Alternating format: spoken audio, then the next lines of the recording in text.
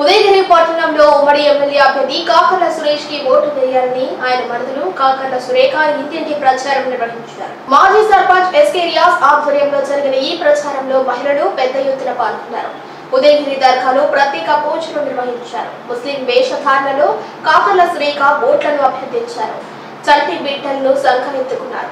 ముస్లిం మహిళలతో మమేకమై వారి సాధక బాధలను విన్నారు. తెలుగుదేశం పార్టీ అధికారంలోకి వస్తే మీ కష్టాలు తీరుతాయని తెలిపారు. ముస్లిం మహిళలు మంగళ హారతులు ఇచ్చి బొట్టు పెట్టి మరీ తెలుగుదేశానికి మా ఓటు అని నినాదాలు చేశారు.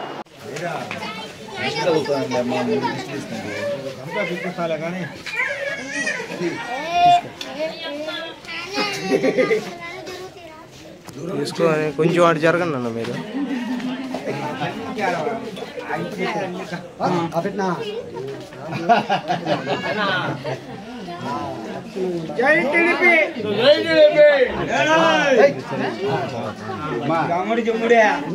ఆయన పెద్దోడు ఈయన చిన్న ఆయన ఈయన తర్వాత మొత్తం